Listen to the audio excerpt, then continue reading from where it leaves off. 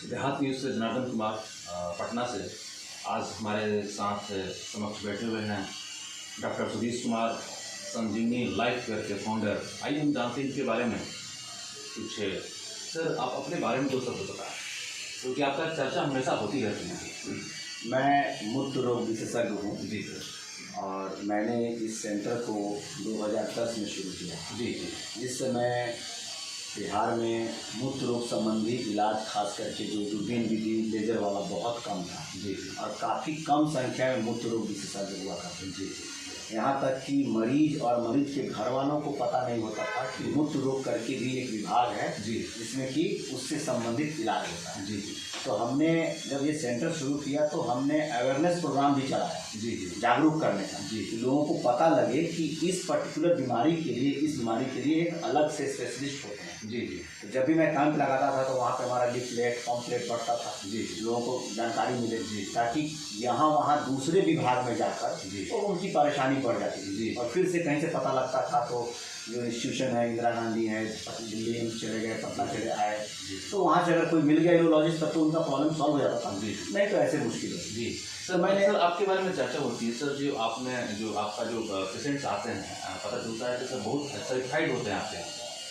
हमारे यहाँ जो भी मरीज आता है वो जस्ट उनको घर की तरह हम इलाज करते हैं। ये नहीं समझते कि वो मरीज है। मतलब उनसे जो टच होता है फील वो हम देते हैं मरीज को। जैसे कि हमारे रिलेटिव हो, हमारे बाबा हो, चाचा हो, बहन हो, भाई हो, एकदम से मतलब एक फैमिली का इन्वॉल्वमेंट। हाँ, और उनके कष्ट को समझते हुए और उनके पॉकेट को, पैसे की क्या स्थिति है, सबका ध्यान रखते हुए हम इलाज करते हैं। सर एक चीज़ और सर आपसे जानना चाहेंगे कि ये जो मूत्र का जो समस्या है अक्सर क्या एज ओवर एज होने के बाद ही क्या स्टार्ट होता है, या बच्चों लोग कभी ऐसा होता है?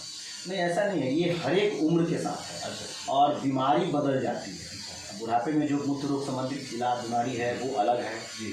बच्चे में अलग है। जो यंग जनरेशन है, खास करके 20 से 40 उम्र वाले, उनके लिए जो है वो अलग है। लेकिन मूत्र रोग की समस्या हर एक उम्र वाले, मतलब जन्म लेने से जो बच्चा है मरने तक सबको होता है। सबको होता है। हाँ, ये हम लोग अब उसको एसेस करते हैं, जांच करते हैं, उनका कुछ इन्वेस्टिगेशन कराकर पता लगाते हैं कि ये कौन सा कैटेगरी, कौन सी बीमारी है। जी। सर एक चीज़ और कि सर यहाँ पर जो पेशेंट जो आ रहे हैं, देखा जाता है कि काफ़ी दूर दराज से भी, ग्रामीण इलाके से भी लोग आते हैं। तो सर कैसे आप इतने मैंने दूर दराज में ग्रामीण क्षेत्र में अपने पहुँच गए, क्योंकि आप पटना में? ये काफ़ी लंबा समय है। मान के चलें 14 साल होने जा रहा है। हमारा 24 मार्च को इस हॉस्पिटल का 14 साल हो जाएगा। तो जब एक कोई एरिया से मरीज आ जाता है और यहाँ से संतुष्ट होके जाता है तब वो अपने गांव यहाँ वहाँ सबको बताता है। और गांव से जो भी मरीज हमारे यहाँ आए हैं, गांव से या दूर से, उनकी परेशानी कहीं ना कहीं बढ़ी है। जहाँ दिखाए प्रॉब्लम नहीं सॉल्व हो रहा है, और यहाँ आने से जब उनका सारा प्रॉब्लम सॉल्व हो जाता है, वो ठीक हो जाते हैं, तो वो अपने एरिया में इसका प्रचार प्रसार करते हैं। तो ये जो लंबा समय निकला, इसके कारण मैं हर एक जिला और हर एक गाँव तक पहुँच गया। सर एलोपैथ में कहा था कि पटना जो है मतलब एलोपैथ में जो है डॉक्टर्स लूटते बहुत ज़्यादा है। तो ये ग्रामीण क्षेत्रों में एक हुआ बना हुआ ये शब्द जो है पूरा गूंज रहा है पूरा गांव में। तो सर आप अभी तक ये इमेज सर अपना बनाए हुए गांव में ये कैसे आप सर कर पाते हैं लगातार? इसमें हर एक फील्ड में, हम डॉक्टरी ही नहीं, किसी फील्ड में जाएंगे तो 10-15% लोग ऐसे हैं जिनको कि मरीज के कष्ट से मतलब नहीं, मतलब उनको पैसे से मतलब। बिल्कुल। तो वो उन पर कंट्रोल करना मुश्किल है हम लोग के लिए। खास करके हम लोग उनको सजेस्ट करते हैं, उनको जागरूक करते हैं कि आप सही जगह जाने की कोशिश कीजिए जहाँ आपका सही इलाज। जरा सा आभास हो कि हम यहाँ गलत इलाज हो रहा है, हमसे पैसा ज़्यादा लिया जा रहा है, तुरंत वहाँ से निकलने की कोशिश किया जाए। तो पटना बदनाम हुआ है, बात सही है, और कुछ 10-15% लोगों के कारण ही बदनाम हुआ है। नहीं तो ऐसे इलाज के मामले में कुछ भी है ऐसा नहीं है जो यहाँ नहीं हो सकता है। जो दूसरे अब दिल्ली बॉम्बे में जो हो रहा है सब कुछ, सब तरह का इलाज यहाँ। सबसे बड़ा चुनौती सर काउंसलिंग का, हेल्थ को लेकर। सर ग्रामीण क्षेत्र में काउंसलिंग लोग समझ नहीं पाते कि कहाँ जाए, कहाँ परफेक्ट होगा, जो लोग नहीं जानते हैं। अचानक कुछ होता है तो वो भागे भागे जो मिला उसी के पास चले जाएं।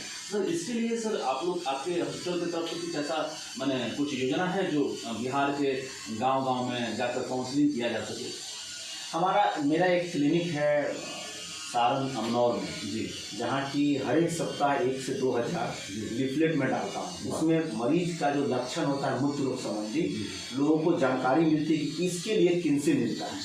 हमारा एक बिहार लॉजिकल सोसाइटी है जी जिसका ऑफिस हमारे यहाँ ही है। जी। ये बार बार हम लोग कैंप और जागरूकता अभियान चलाते हैं जी। ताकि लोगों को पता लगे कि मूत्र रोग के लिए मूत्र रोग संबंधित डॉक्टर से मिले। जी। तो ये काम कंटिन्यू चल रहा है। जब भी कैंप करता हूँ तो साथ में जागरूकता का साथ मेरा जुड़ा रहता है। जी 2 बार मैंने ईश्वरपुर में किया, वहाँ 100 डॉक्टर को बुलाया मैंने जो लोकल प्रैक्टिशनर होते हैं, क्योंकि मरीज पहले उन्हीं के पास जाते हैं। जी उनको मैंने 1.5-2 घंटे इससे संबंधित जितनी बीमारियां हैं, लक्षण है, वो उनको मैंने बताया जी कि आप इस तरह के जो मरीज आते हैं तो आप जो है प्राइमरी फर्स्ट लेवल पे क्या कीजिए, जी और जब ऐसा स्थिति आता है तो उसको कहाँ भेजा जाए ताकि उसका सही इलाज हो सके। जी।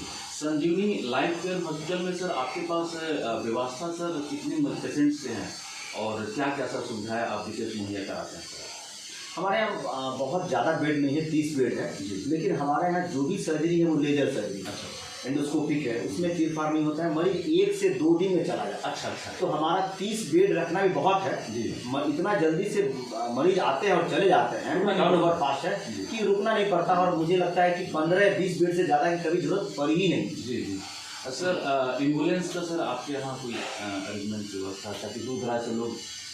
हाँ, हमारे यहाँ एम्बुलेंस की व्यवस्था है, कभी मरीज को पहुँचाने भी जाता है, कभी लोग फ़ोन करते हैं तो वहाँ एम्बुलेंस जा करके उनको लेके आता है। हमने आईसीयू की व्यवस्था की हुई है। आईसीयू में सीरियस मरीज नहीं रखता हूँ, लेकिन हमारे मूत्र रोग संबंधी अगर वैसे कोई मरीज आ जाते हैं जिनको थोड़ा सा 1-2 दिन के लिए ज़रूरत पड़ती है तो उसकी व्यवस्था भी मैंने किया हुआ है। जी जी। लोगों का सर ये है कि एम्स हो गया या दिल्ली यहाँ पटना में जो है, तो मैंने जो गवर्नमेंट सरकारी संस्थान है उसके प्रति लोग में ज़्यादा ये है, ऐसा क्यों है? प्राइवेट डॉक्टर्स में ऐसा मतलब क्या डिफरेंस आ जाता है सर?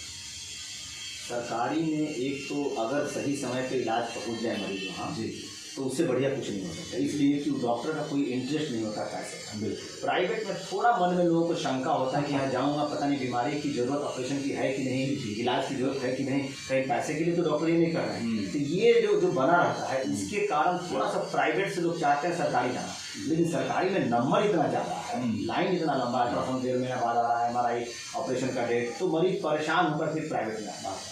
नहीं तो अगर वहाँ जो इलाज होता है मुझे लगता है प्राइवेट के किसी भी सेंटर पे होना मुश्किल है। जी क्योंकि वहाँ एक ग्रुप है, पूरा टीम है, प्रोफेसर से लेकर बना हुआ है, पूरा एक जो सीक्वेंस बना रहना चाहिए, तो वो प्रोटोकॉल प्राइवेट में मेंटेन करना बहुत मुश्किल है। सर मैं आपको यहाँ पर देख पा रहा हूँ कि सर काफ़ी मैक्सिमम चीज़ आप खुद से ही कर लेते हैं सर यहाँ पर, या अपने कंट्रोल में देखते हैं कि पूरा अपनी देख रेख में सुपर हॉस्पिटल को आपके संजीवनी जो लाइफ केयर हॉस्पिटल है उसमें कर रहे हैं सर।